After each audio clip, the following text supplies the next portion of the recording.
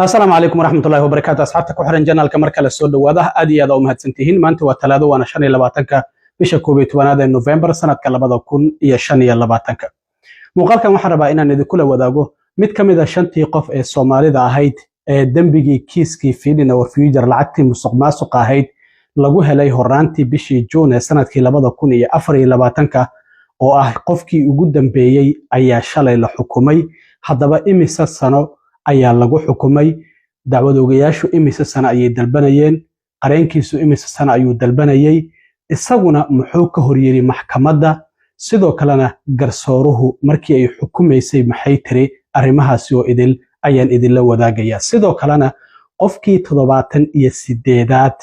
ayaa shalay dacwad lagu soo ogay kiiska Feeding Our Future waana wiil Soomaali ah oo isaguna sheeganayay inuu cunto siinayay dad ka badan dadka degan meesha uu sheegayay inuu cuntada ka bixinayay arintaasina waan idin la wadaagaya balse marka hore soo dhawaada waalidiinta Soomaaliyeed ee jecel waxbarashada waxa la ogeysiinayaa looguna bishaareynayaa in maxadka waxbarashada ee Somali Islamic Online oo ku hayo barnaamij waxbarasho diimeed ah oo ka caawinaya in adiga iyo ilmahaaguba aad si fudud u barataan quraanka iyo culumta shariicada maadooyinka dugsiga laga baranayna waxa kamid ah quraanka hikaada ahadiista ducooyinka tarbiyada asaasiga ah ee ilmaha tafsiir iyo qaybaha kale ee culumta shariicada qaabka waxbarashada dugsigaanina waa hab online ah oo waxbarashada aad ku qaadanaysan waxaad kala xiriiri kartaa gmailka iyo lambarada shaashada kaaga muuqda umrada sanadkan Salama Group waxay idin haysaa adeegyo cusub waxaana kamid ah adeegyadaas hoteello u dhow labada xaram ee Makka iyo Madiina loogana luweyn karo xilliyada salaada. 2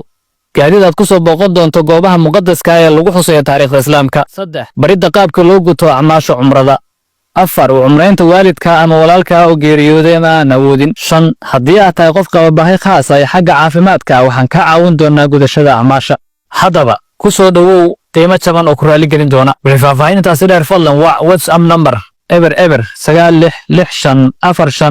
96454927 mahadsanidin kiiskii Feeding Our Future waan ognahay in kiiskii ugu ballaarnaa ee musuqmaasuqa ee ka dhaca guud ahaan wadanka gobolka Minnesota uu ka dhacay dadka ugu badan ee ku lugta lahna Soomaali ayay ahayn sida hadda idin sheegayo qofkii 78aad oo Soomaali ah ayaa dacwad lagu soo ogay arintan dadka kiiskan ku lug leh in dacwadda lagu soo ogana waxay bilaabatay bishii 9aad ee September sanadkii 2022 wali baaritaanka waa uu socdaa 2 maalmood ka hor qofkii 77aad ayaa dacwadda lagu soo ogay shalana qofkii 78aad ayaa dacwadda lagu soo ogay marka waxaa jirtay in 7 qof oo Soomaaliya la maxkamadeeyay horaantii sanadkii 2024 ee hore ee dhamaaday 7daas qof 5 kamid ayaa dambi lagu helay 2na waa lagu waayay walow markii dambe 2daas lagu waayay mid kamid ah oo Saciid la yiraahdo Faarax in isagu uu kiiskii laaluushka ee xerbegtida la doonayay lacag in la siiyo uu isaguna lacag 200 kuna uu ku lug lahaa haddana xabsi uu ku jiro aan wali la xukumin haddaba marka 5tii qof ee dambiga lagu helay ayaa xukunkooda uu socday 4 kamid ah horay ayaa loo xukumay 4ta horay loo xukumay waxa kamid ahaa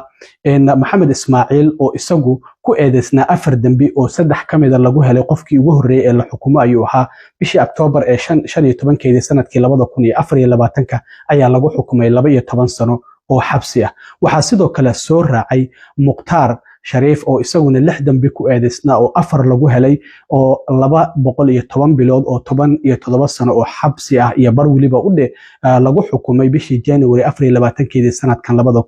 2025 waxa sidoo kale soo raacay Cabdicasiis Faarax oo isagu ninka ugu dambiga badan ahaa 24 dambi ayuu ku eedeysnaa 23 kamid ayaa lagu helay bishii August 6 ayaa sanadkan ayaa 28 sano xabsi lagu xukumay waxa ugu dambeysay gabadha kaliya ee 5 qof ee dambiga lagu helay ku jirtay oo Xayaad Maxamed Nuur oo iyadana 5 dambi ku eedeysneed oo 3 lagu helay iyadana waxa lagu xukumay ku dhawaad 4 sano oo xabsi ah marka Xayaad Maxamed Nuur walaalkeed cabdimajiid maxamed nuur ayaa shalay la xukumay oo ah qofkii ugu dambeeyey shantaasi qof. marka waxaa garsooraha maxkamadda Nancy Brassel ee shalay 10 sano oo xabsi ay ku xukuntay cabdimajiid maxamed nuur oo ka mid ah shantii eedeysane ee bishii Juun horaanteedii sanadkii 2024 lagu helay inay xadeen 47 milyan oo ka mid ah lacagtii xilligii coronaviruska dowladdu ay ugu tala gashay caruurta in cunto lagu siiyo. waxaana sidoo kalena xeerlaaliyaasha gobolka Minnesota ay sheegeen in musuqmaasuqaasi uu ahaa mid aad u ballaaran oo ururka aan faa'iidadoonka ahayn ee Feeding Our Future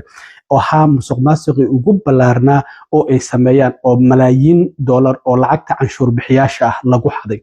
cabdimajiid maxamed nuur waa 24 jir waxaana noqonayaa qofkii ugu da'da yaraa ee kiis lagu soo ogo iyadoo sidoo kalena kiiskan qofkii 78aadna uu jiro oo hadda shalay isaguna dacwad lagu soo oogay gadaal ayaa la kala wadaagi doonaa ilaa iyo markii ay bilaabatay in dacwad lagu soo ogo dadka kiiskan Feeding Our Future ku lugta leh bishii September ee sanadkii 2022. waxaa sidoo kale jirta cabdimajiid inuu ka mid yahay dadka ku eedeysan inay isku dayeen laaluush inay siiyaan mid ka mid ah xeerbeegtidii kiiskooda go'aan ka gaaraysay arrintaasina weli isaga waa ay u dhiman tahay in go'aan laga gaaro. marka dacwad ogayaashu waxa ay dalbanayeen in cabdimajiid lagu xukumo 14 sano oo xabsi ah laakiin qareenkiisa oo la yiraahdo Edward Sabon isaguna waxa uu dalbanayay in 7 sano oo xabsi ah lagu xukumo laakiin garsooruhu mid dhaxdhaxaad ayuu qaatay maadaama dacwad ogayaashuna 14 sano ay dalbanayeen qareenkiisuna 7 sano uu dalbanayay 10 sano ayuu ku xukumay garsooruhu ay ku xukuntay. waxa ay dacwad ogayaashu ay sheegeen in cabdimajiid maxamed nuur uusan kaliya u dubdhaxaad u ahayn musuqmaasuqaasi laakiin door weyn uu ka ciyaaray in uu sameeyo dokumentiyo been abuur ah si uu ugu soo dirsado Feeding Our Future. Feeding Our Future-na wasaaradda waxbarashada ay ugu soo dirto sidaasina lacagtaasi ay ku helaan. waxa dacwad ogayaashu ay xaqiijiyeen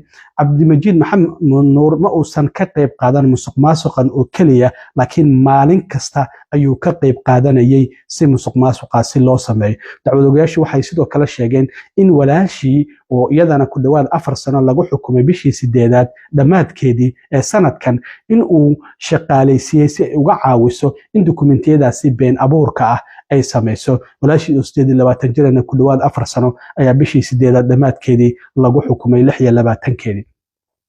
sidoo kalena waxaa qareenkiisa cabdimajiid oo la yiraahdo Edward Sabon uu isaguna bal ka warbixiyay ninkan muxuu sameynayay muddadii uu xabsiga ku jiray. waxa uu sheegay cabdimajiid ma doonayo in uu abiil ama racfaan ka qaado in tilaabooyinka uu qaado ee xun ama xukunkan mas'uuliyadeedana waa uu qaadanaya ku lug lahaanshihiisii musuqmaasuqan. waxa uu sheegay intii xabsiga uu ku jiray ku dhawaad muddo 18 bilood ah in uu iska diiwaan geliyay galaasyo oo ah programming I think dhinaca computerka inay tahay isla markaana sidoo kalena intii uu ku jiray xabsiga Sherburne County Jailka uu qorsheynayay in uu wadadaasi saxan uu qaado isla markaana uu noloshiisa wanaajiyo haddii xabsi federaal loo wareejiyana sidoo kale wadadaasi saxan ayuu ku sii socon doonaa. waxa uu qareenka cabdimajiid uu sheegay cabdimajiid wax kasta oo sax ayuu sameeyay si noloshiisa dhinaca wanaagsan uu ugu soo wareejiyo. arrintaasina waxay fariin u tahay inuu doonayo inuu sii wado in wadada saxan uu sii qaado. waxa sidoo kale qareenka cabdimajiid uu sheegay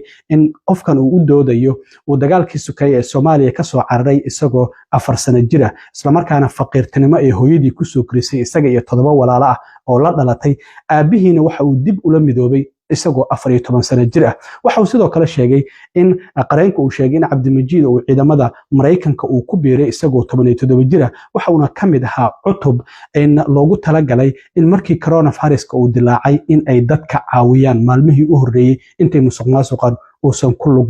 yeelan. marka qareenka cabdimajiid waxa uu sidoo kale sheegay in cabdimajiid markii hore uu doonayay inuu dambigiisa qirto oo kiiskan la xiriira laakiin waxa uu go'aansaday in maxkamad la aado oo maxkamadaasi wixii uu ka helo uu sidoo kalena